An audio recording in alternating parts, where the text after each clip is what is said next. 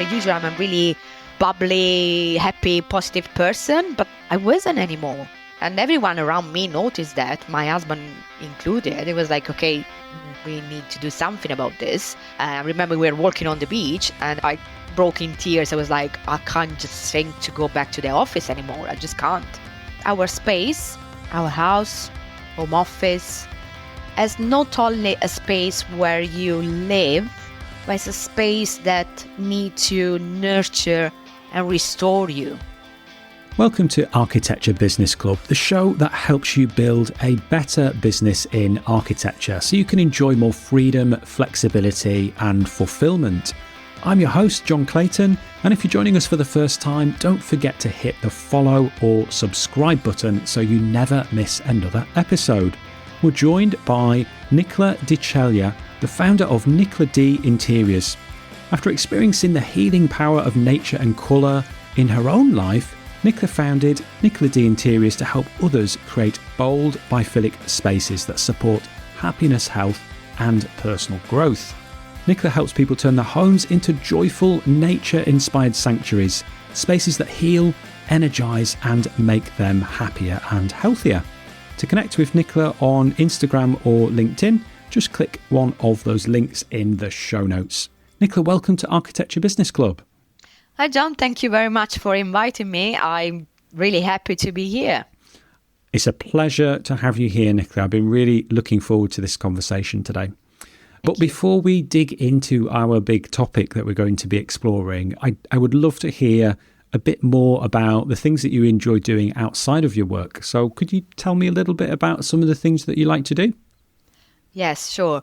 I'm a big animal lover and I have a 9-year-old border collie, a dog, which I take out for long walks twice a day. I love doing that. I do love spending time by the sea and swimming. That's one of the things I love the most, I would say. And I do love traveling, actually. I do love traveling and discovering new cultures and especially admire the architecture in every place I go. I've got this passion for architecture as well. So I love seeing the difference in every country.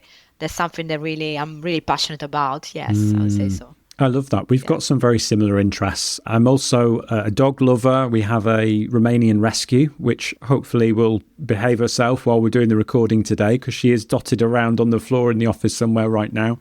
And I absolutely share a love of travel as well. So we like to have a chat about travel actually with the guests on this show. We'll touch upon that a little bit later on in our conversation today. But we are going to talk about, we're going to hear about your story. We're going to hear your story, some of the experiences that you've been through in your career, and find out why you decided to embrace bold, biophilic design as your USP. And it's a really interesting career journey. So I think the listeners are going to really enjoy this one. And you mentioned that love of travel. You've lived in a few different places, haven't you? Because you're originally from Italy and you lived in London for some time and you recently moved to Spain as well, near Barcelona. Is that right? Yes, correct. Yeah. Originally, I'm from the south of Italy, from Puglia, what they call the Hill of the Boot. And I moved to England was over 20 years ago now. Actually, I did spend 20 years living in UK and officially I'm an English citizen already. And I did enjoy my life there, I must admit. It's where I grew up as a professional, I would say. And then after that, because of my husband's work, we moved to Spain, nearby in a town called Castelldefels, nearby Barcelona. But I'm always between London and Barcelona at the moment. So as I said, I love traveling and I love the fact that every 3 months I go to London where I still have clients. So I don't mind being citizen of the world. So I spend a bit of time in UK, in Spain, in Italy where my family still is. So yes, I like that quite a lot. But for unforeseen reason, we decided to leave England and live in Spain now. Yeah. So yes. I don't want to make you jealous, but it's still hot here. Yeah, I am a little bit envious. It was a little bit cool this morning in the UK. Yeah, don't kind of rub it in too much about the nice weather you have in Spain. I won't. What we're going to do, though, we're going to rewind a little bit because I want to begin the story that we're going to be sharing, the kind of chapter from your life today. We're going to start by looking at when you moved from Italy to London, that time when you were working as a project manager. You secured a position as a project manager after moving to London. Could you tell us a little bit about that time, about what life was like then, what the role was like and the work environment, just to paint the picture of what life was like at that time for you? Yeah, of course. Yes, I had this role in a company in central London, actually. Our office was based between Leicester Square and Covent Garden. I loved my job as a project manager. I didn't have any problem with that. Unfortunately, the office situation, it wasn't ideal because especially my department was based in the underground floor. And that meant that I left home at 7 o'clock, 7:30 in the morning. It was dark. I came back home, it was dark. And we were in the office without natural lights, without window, just with artificial lights all day.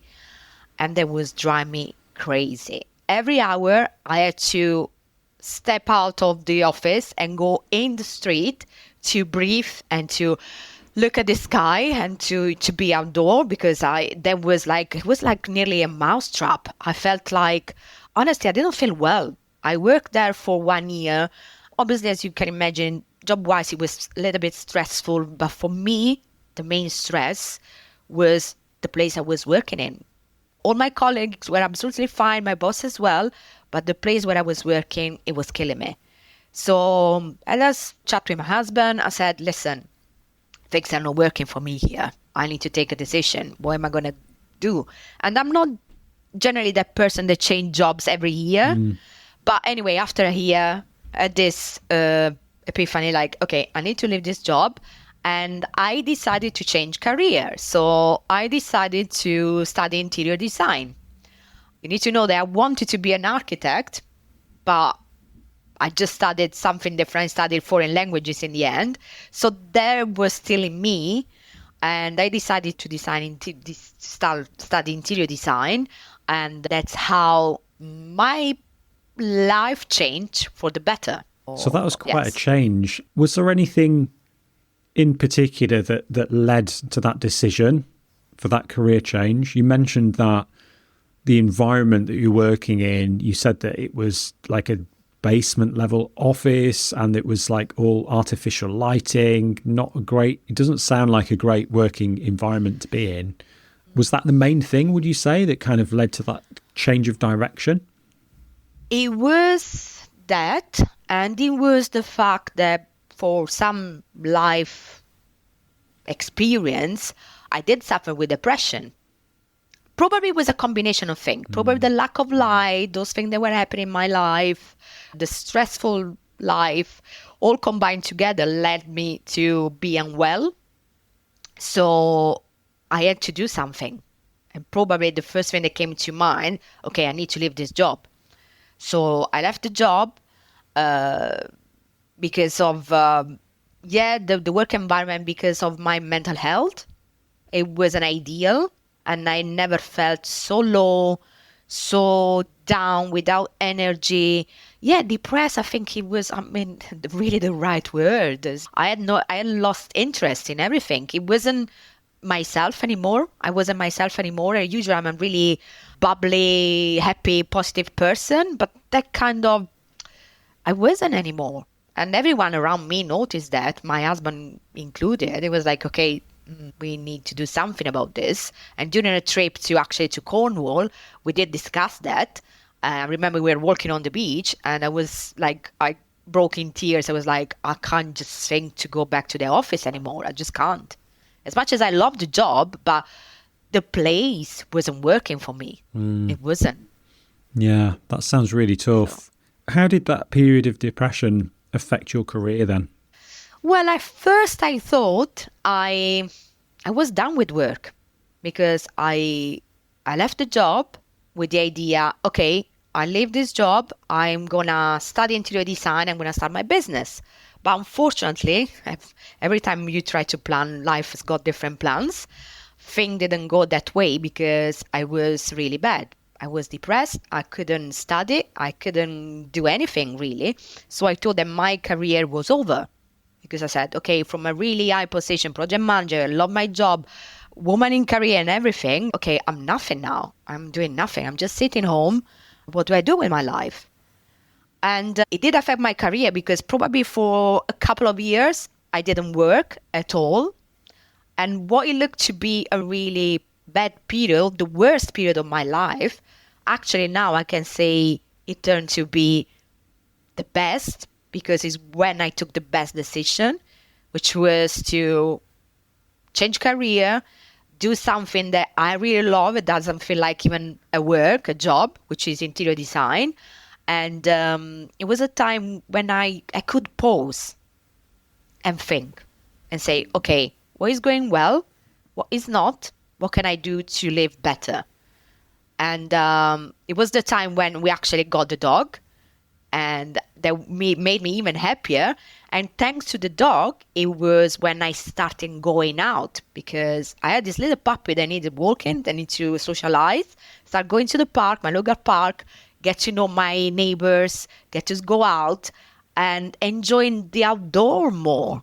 So probably that's why I love this dog, because it's been my life savior in a way. And starting going out more, getting to know people, but also enjoying watching how nature changed during the season. I remember spending so much time outdoor in the park, just staying with the dog or just going for a walk or just sitting there and enjoying. And I must admit, there was the first click in my mind when I said, okay, this is working. I like being here. From wanting to be home, because when you are anxious, when you're depressed, your home became your refuge. You want to be there, your safe space. But then I started feeling, okay, I actually feel good when I go to the park and wanted to be there more and more. Yes, it's when something clicked. I said, okay, nature is helping me.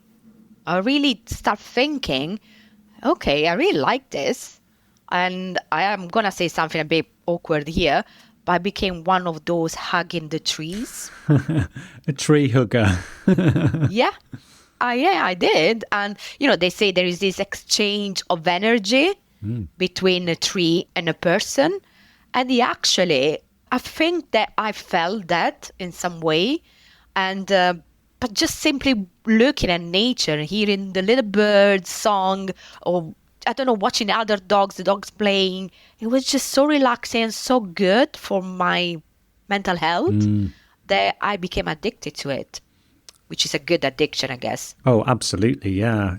That's lovely that getting the dog in the first instance was maybe the beginnings of getting you out and getting you out amongst nature, and then getting to that realization point of recognizing that this was one of the things that was kind of feeding your soul and making you feel better. And there's lots of studies that talk about the benefits of getting out amongst nature, even if it's just a short walk during the day, just to go to the local park for 20, 30 minutes. I have a thing where I do tend to get out fairly often being a dog owner, but if for whatever reason I'm at home working in the home office and maybe it's a day or two where my wife has done the dog walks or whatever, and I can feel a tension. Like I feel like sometimes I'll say, I feel like I'm climbing the walls. I need to get outside and I need to... Yes. And all I need to do is just go out somewhere. It doesn't even matter so much where it is, but it's just a thing of just getting outside and going somewhere for a walk or something, even for just 30 minutes, and I can feel a lot better. So yeah, absolutely. Yeah, even just going to your garden. I mean, that makes... your mind calms down. And even my husband started walking the dog in the morning, and now he says if I skip that because of work, for example, and I go, say I miss that all day long. I really need that morning walk with the dog because he sets his day. It's like I really enjoy that. So it's lovely to hear that from another person. That you started to appreciate nature and how that can make you feel better. And you'd started that change of career direction. You'd started doing your studies to study interior design. but it was 2018 when you did start your own interior design business. Can you tell me how that came about? What led up to that event in 2018 when you finally decided to launch your business? Yeah, obviously, I was studying. I did study at some point and realized I was at that age where I didn't want to go and work for someone else, right? Or at least I did some experience working with someone else just to get some practice and to see how other interior designers work. But then I said, I want to set my business. I want to work for myself. And I didn't launch my business actually until end of 2019. And if you remember, a few months later, March, April 2020, there was that big... I remember. Yeah. Probably wasn't ideal to set the business then, but I think everything came into place for me in terms, it was a puzzle. So my personal experience of not being well, then wanted to set up interior design business. Then I by chance, I went to a seminar in London where one of my tutors from school was talking about biophilic design. I watched it, I loved the slides she was showing, and that really made me think, like, hang on a minute, this is exactly what my mom has always done. For me, everything she was explaining, the connection with nature, introducing nature at home, or spending time with nature, being Southern Italian, for me was absolutely normal. I used to spend time outdoor, and I grew up in the countryside, or my parents' house in town anyway was surrounded by olive trees. I've always been in connection with nature. I just realized that's always been part of my life. So I was really curious about this biophilic design thing, started looking on the internet, buying books, reading, essays, white papers, you name it. I just got all the information because it was like, okay, this is really something that interests me. And that was really in line with who I am. But it wasn't until recently when I really actually said, okay, this is my USP. Because then start my job, obviously during COVID, I had to do project online. It wasn't the best time, very difficult, blah, blah, blah. And then when I started working with a coach is when my passion came out, which is nature, bold colors. And that's when she helped me to say, okay, that's really you. You could combine this and bring this into your business and also to other clients, to your client, your added value. It's that. Is that your knowledge of biophilic design, your knowledge of color psychology, the love of colors. And that's how Nicla D Interiors was born and how my USP was born, really based on who I am and what I love. And based on my experience, my own experience of seeing that connecting with nature helped with my mental health. And in that phase, I started as well to redecorate my house completely. As much as my husband wasn't really not on it, was like, oh my God, you crazy woman. But he is a very neutral person. So you can imagine my wall were gray or really minimalistic. And when I was at home, I did realize that my environment made me feel sad. It didn't work for me. I wanted bright color. I needed color. So I started redecorating the walls. I put really bright object accessories in the house, changed the curtain, put in more plants. And suddenly the atmosphere, the energy in the home changed completely. And that affected me. He did help me to feel happier, to feel better. So it's really based on first-hand experience, I would say. Yeah, I mean, I hope I answer your question. Yeah, our environment, it can affect us so much. As you say, just that thing of adding some colour to your home, to that environment, could make a huge difference for you. Absolutely. Absolutely. Could you tell me a little bit about the early days when you first started your business? Could you tell me a little bit about that? What did you find hardest when you first started? A part that I did start during COVID, which is a chapter in itself. I think, obviously, I'm a creative person, and I didn't have that business skill set, if you like. So when it came to pricing my services, how do I present my services to the client? Who are my ideal client? I was struggling a lot with that. Also, it wasn't easy to find my own voice because at the beginning, me being Italian, I said, oh yeah, I just start talking about Italian design. Maybe I can work with Italian supplier, blah, blah, blah. Did a market research, and then where the market was saturated with that. I was like, okay, there's not going to be nothing new there. There's going to be anything new there. So finding my voice, it took years, I would say, probably a good 3 years. And that's been a long, tough process of changing my mind, I don't know, I wanted to change the name of the business, didn't really know who I was professionally. What could I do for my client that other interior designers weren't doing? And then I think, as I was saying earlier, it was like a little puzzle. Every little pieces start getting together. And what it was my passion for nature, passion for color, became my bold biophilic design business. And I could say that probably the hardest part is really finding my voice and more than finding my voice, it was asking myself, what can I do for people? What can I do for my client? What can I do that's more than delivering a beautiful space? Because a beautiful space, all us interior designer can do that. Yeah. But what can I give? There's an added value to them. Yeah, that makes sense. Yeah.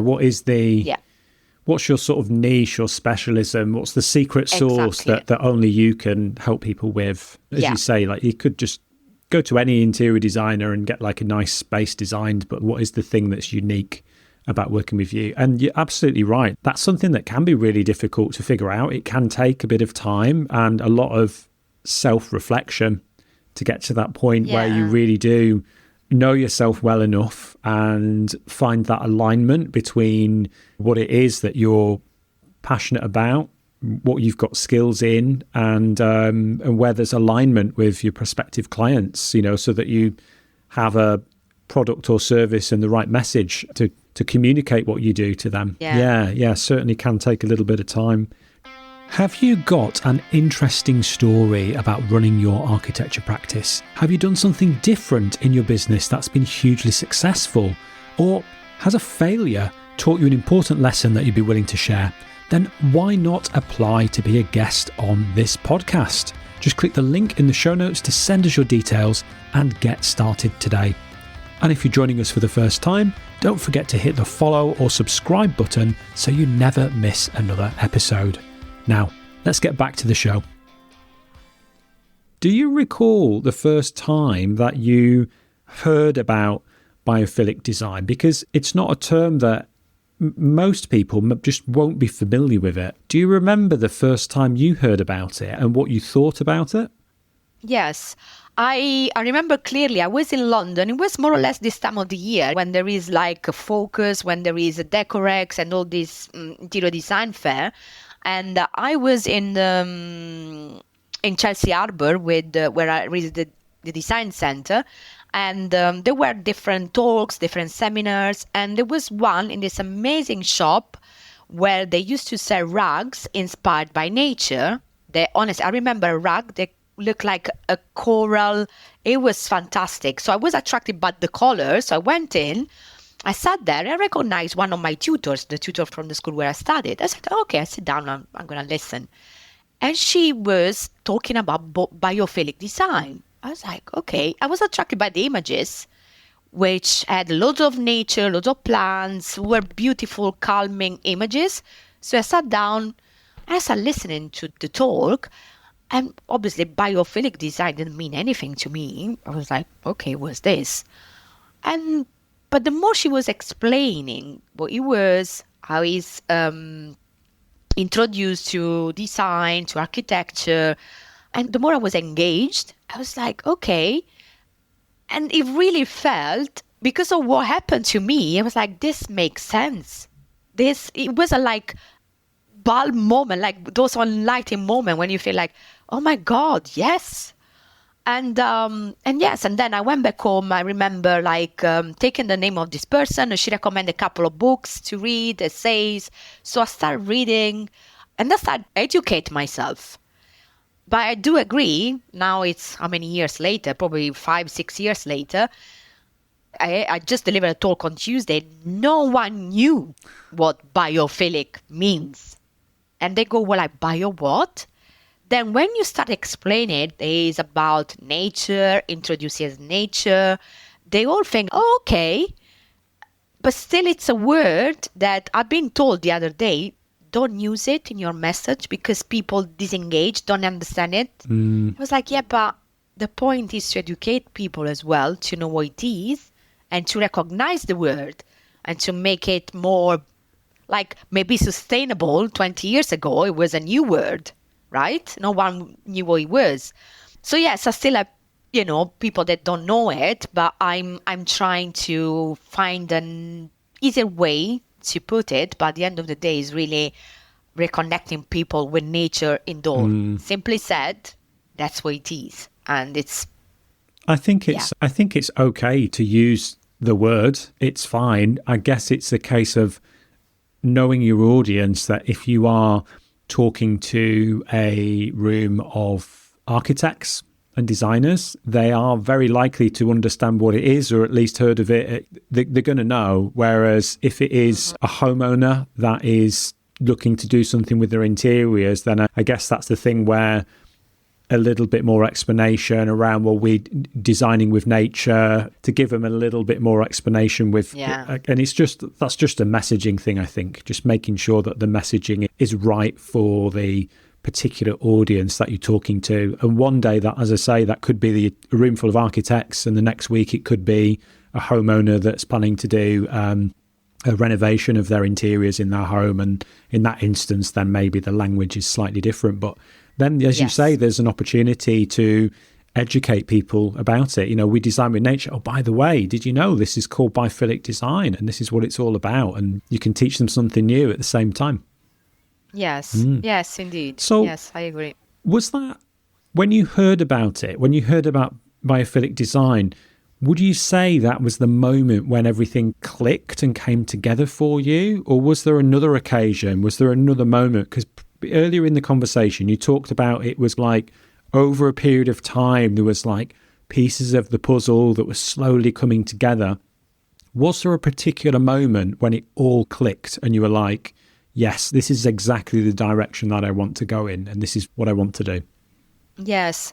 Yeah, you're right there. It wasn't straightforward. It was a really long process because, yes, I heard about biophilic design. Yes, I read books and whatever, but it wasn't until probably 2 years ago I wanted to differentiate my income, my business, and I wanted to create a course, an online course, because now online courses, digital courses are quite popular and people are used to do things online.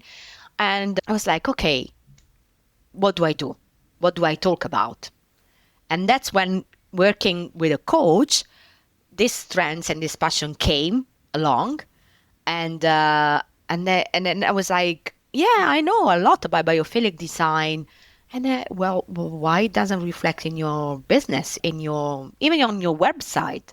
I was like, didn't really know how to put that, how to introduce that. And that during the creation of this course and a lot of mind mapping, a lot of thinking, I think that being a business owner, probably you appreciate that, is nearly a personal journey as well, as much as a business journey, because you kind of reflect a lot on who you are, who you resonate with in terms of clients, what you want to do. It's a lot of self-discovering at the same time.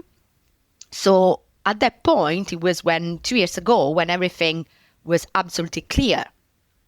And it was when I decided that I wanted to give this particular focus or angle to my business.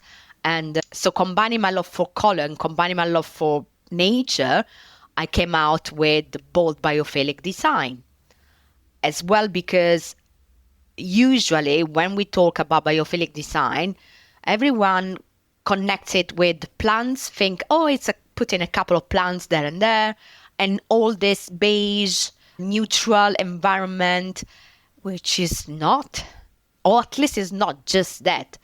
Think how many bold colors there are in nature. fruit, flowers. There are so many bold colors. So why do we have to think of biophilic design as a neutral environment? It could be bold, okay? So that's when I decided, okay, I think this is me, and this is how I want to create my own niche, which is directed to people that, like me, love colors, love nature, and they want that into their houses, or not just the houses, the offices, any indoor space. Really, it doesn't have to be limited to their houses. It can be office, restaurant, hotels, even hospitals. I mean, I don't understand why hospitals have to be so grey and sad. Like, people are already sad there. We need to help them to feel better. And I understand maybe you can't have real plants because of people may be allergic or for hygiene or whatever, but we can introduce nature indirectly with nice landscape picture, nice colors that remind of nature. There is so much going on in this industry at the moment, talking about how can architecture and design as well can help people to feel better and to feel nurtured by design, not just from an aesthetically point of view. And I love that about biophilic design. There's just no link to how a space is going to look like. It's how a space is going to make people feel. And as you mentioned there, particularly in healthcare environments, hospitals, health centres, places like that, this would be such a benefit for the occupants of those buildings to be able to have a space that made you feel better. Just being in the space, you feel better. And that's something absolutely that we could achieve with this. So just actually, while we're on the subject of the benefits, let's just pretend that I'm somebody that doesn't know anything about this. Yes. Could you just share some of the benefits of bold biophilic design? We've already talked about a few things there already. But if I was somebody that you just met and I knew nothing about it, how would you explain it to me and make sure that I understand the benefits of it? I think I will give you an example here, because there's been a study a long time ago, a research made in a hospital in Singapore, where patients that were exposed to nature proved to recover quicker. They were asking for less painkiller, and they were less anxious. The patients that were in more enclosed traditional room, hospital room, they actually took longer for them to recover. They needed more painkillers. They were anxious, blah, blah, blah. What was the result of this study? That connecting with nature was actually helping people to feel better. And it's been proved by many other studies. I mean, biophilic design is a research-based approach. I really want to highlight that, because it's not just a style or a fashion or a trend. It's backed up by research, and it's been proven to reduce blood pressure. It helps with increasing creativity and productivity. It helps with mental health, improves with the depression, anxiety. Loads of GP, even in England, recommending to depressed people to start gardening. Yeah. Why is that? Because you are outdoor, you are exposed to natural light. Natural light is said to regulate our circadian rhythm, which is our internal biological clock. So it regulates the awake and sleeping time. The soil, if you get in contact with the soil, contains a substance, is a natural antidepressant. What I'm trying to say, that introducing nature indoor with plants, with the view to the outdoor, with the colors inspired by nature, has a big effect on our mind. And the effect is like we feel calmer, reduce stress. There are big companies like, am I allowed to mention big companies? Yeah. Yeah. Amazon, Google, for example, they embraced it. There is an office, I think it's in Atlanta, or an Amazon office. They have something called the Spheres, which is this big space full with plants. It's nearly the Kew Gardens, like with all these plants. It's amazing just to watch it. And employees go there to have meetings, to have a walk, to relax. Why this big name why do you think this big name has embraced it? Because of the well-being of the employees. So there are so many benefits. And I can talk for myself, first-hand experience. It does help with mental issues, depression, anxiety. I'm not going to say that is the only way. No, it does help. I mean, why not? There's a lot of benefits there. This is a sentiment that was shared by my late father-in-law. He often used to talk about fresh air and dirt. This was like his antidote for any ailment or illness. It was always like, just fresh air and dirt, that's what you need. Just get out there in nature. Yeah. Retired farmer, so very much connected to the land. There's a lot of truth in this for sure. Absolutely. I mean, can I just mention something quickly? Yeah. Just think about many centuries ago, where were we living? In the countryside, okay? And life, did they talk about stress back then? No. We were in contact with nature. We were like foraging, we were outside, we didn't spend so much sitting, we were outdoor. What happened that now we spend 99% of our day sitting indoor, working in the home, your office, you go to the gym, you're traveling by train, by car, you name it. We are indoor all the time. So we lost that connection. It's an instinct. We, as human beings, we are made to be living in nature.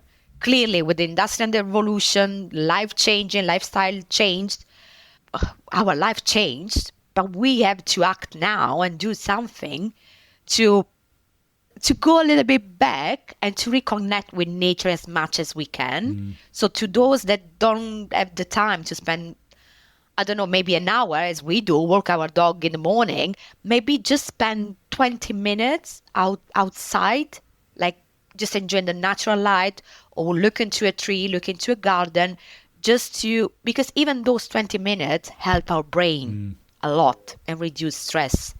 So for me, that's my main message. Yeah. I would say. I love that. Yeah. So compared to your dark days in that underground office as a project manager, what does your typical week look like now? I do lots of different things. Some days I may be sitting just working on a client project, designing and choosing fabric colors. Other days I'm going to be on site, based in the project. Other days maybe I go out and do networking.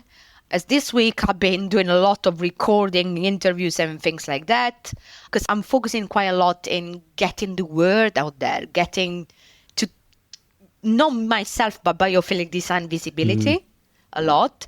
And obviously I do go out every day. I can go to my local park. I can go to the seaside for a walk. I try to squeeze in at least an hour outdoor every day.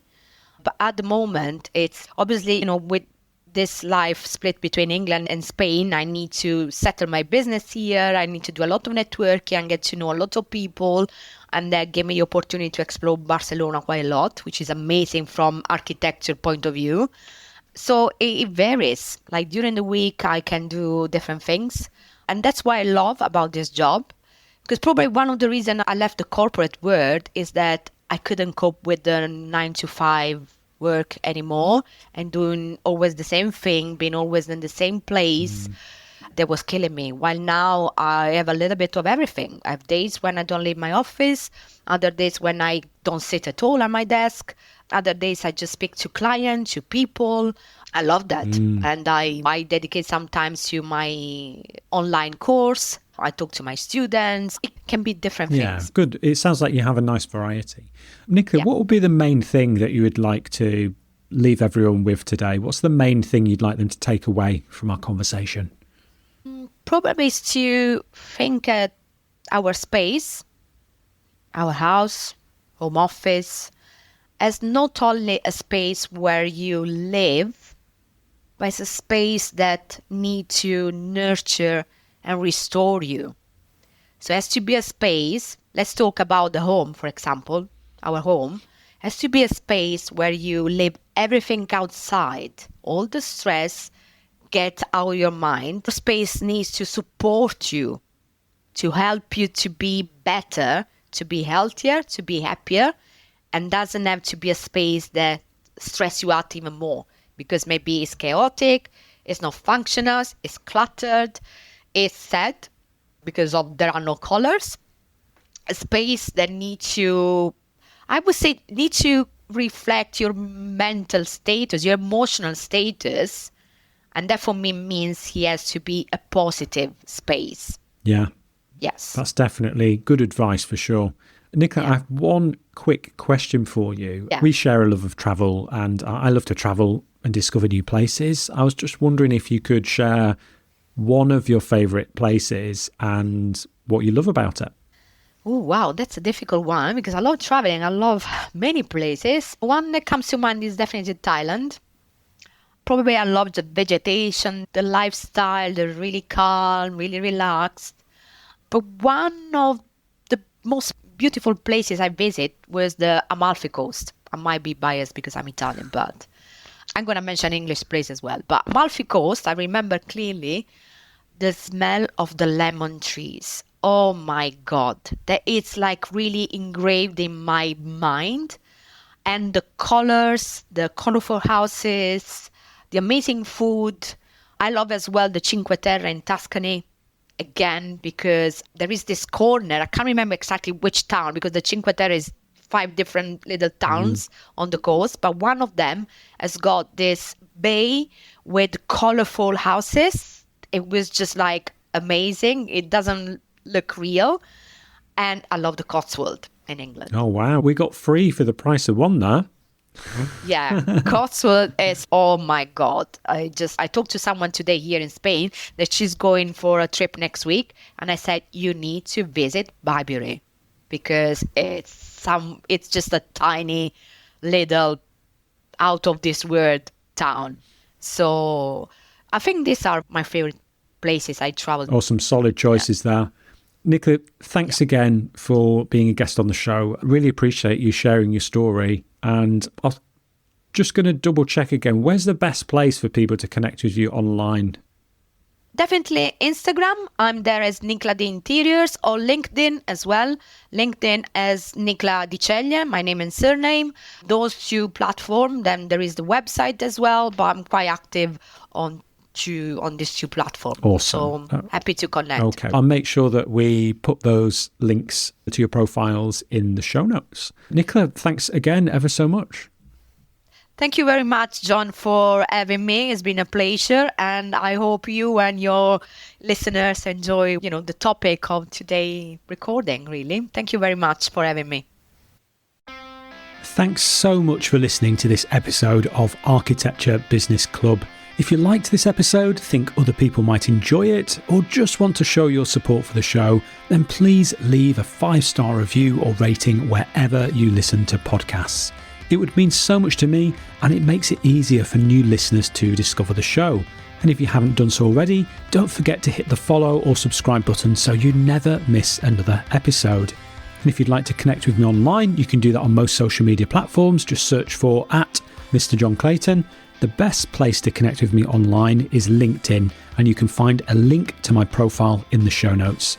Remember, running your architecture business doesn't have to be hard, and you don't need to do it alone. This is Architecture Business Club,